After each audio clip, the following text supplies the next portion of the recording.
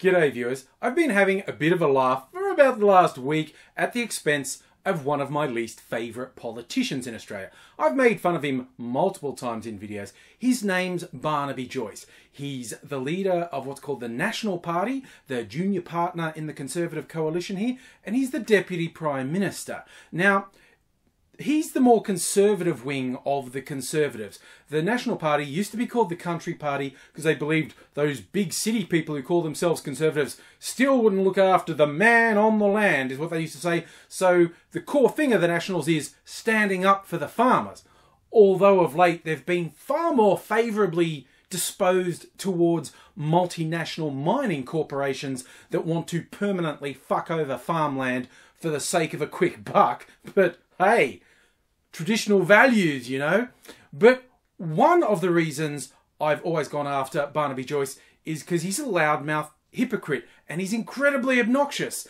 And he was one of the loudest arguers against marriage equality in Australia, put forward the stupid nonsensical line about, oh, I want to protect the sanctity of marriage. Paraded out his family with his wife and daughters saying, I need to protect my daughters, and traditional marriage would do that. That argument is completely nonsensical and is just talking points rather than anything real or logical. But he's been exposed quite a bit more in the last week when it turns out he's left his wife and family because he was fucking one of his staffers who's now pregnant, and he's shacking up with his much younger girlfriend. Look, in and of itself, I know, good for you. Just shows he couldn't keep his dick in his pants. It's not so much that he had an affair. It's that he used his wife and family as the absolute cornerstone of hyper-conservative arguments. More than once. The marriage equality debate was one where he literally said he was protecting this family against the scourges that would destroy conventional, traditional marriage, while at that exact time he was fucking someone else. So not only was he using a stupid, nonsensical argument, he didn't even mean it. What he meant was, I hate gays, because he certainly didn't mean, I want to protect my family, because he was fucking up his family while he was fucking someone who worked for him at the exact time he was saying it. I mean, this disgusting piece of shit even argued against a life-saving vaccine called Gardasil, also known as the HPV vaccine, saying that, well, because what it does is stop sexually transmitted disease, which can cause cancer. And he said, but if young girls, who were the main target, although boys get vaccinated for it now as well, if young girls are less scared of sex, they'll just be promiscuous. He was actually arguing it was better for young women to die than to have sex because traditional values. Keep in mind, at the same time, fucking someone who worked for him.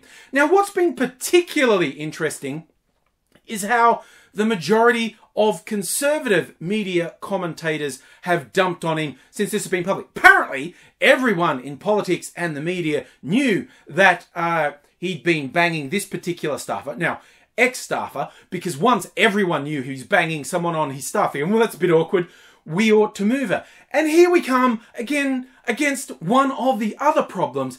His girlfriend was moved to another plum taxpayer-funded government job. Oh, and by the way, it was a job that didn't exist before it was given to her, and she moved on to another taxpayer-funded government job after this, and the first taxpayer-funded government job doesn't exist anymore. No one else filled it.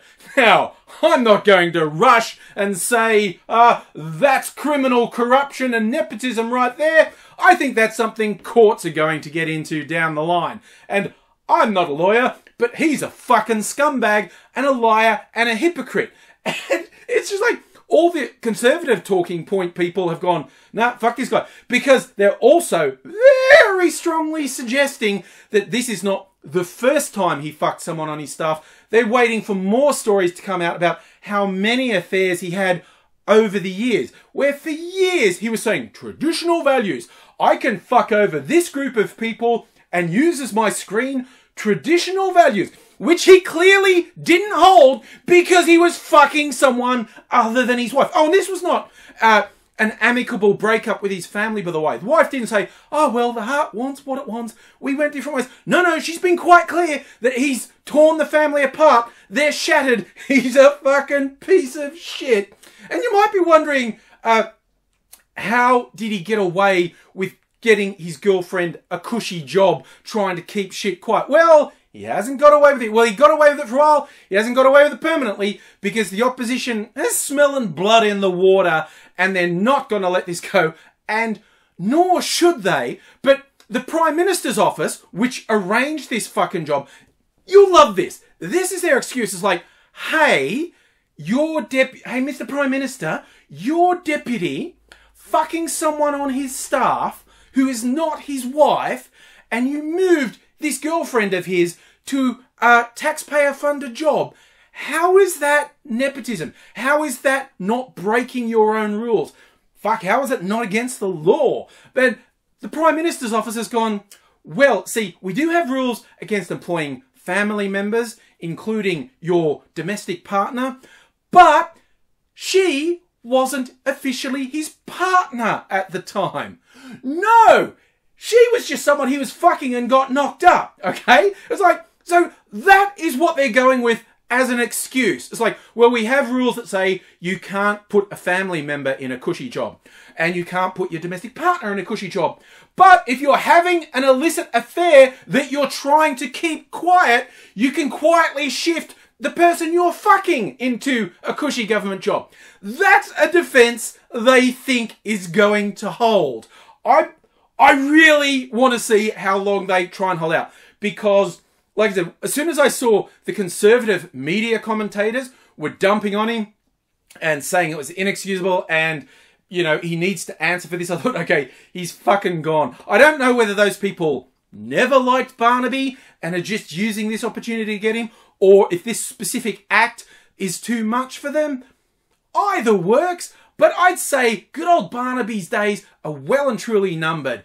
And he's been there far too long already because he's always been a disgusting hypocrite. And why I really want him to suffer for this is not, as one conservative columnist said, I think feminists and some men are just jealous. He's got a gorgeous girlfriend and they're happy. No, not jealous, okay?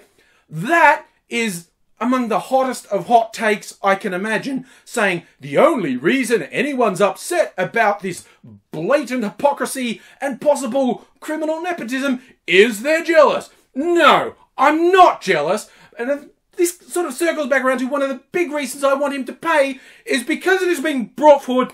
I've, along with the rest of Australia, been forced to think about Barnaby Joyce having sex. And that's not a positive mental image. I mean, just that huge, ruddy face of his.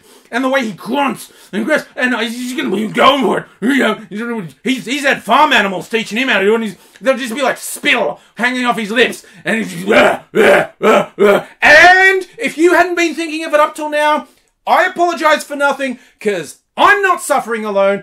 If he's got us thinking about him having sex, he has to pay.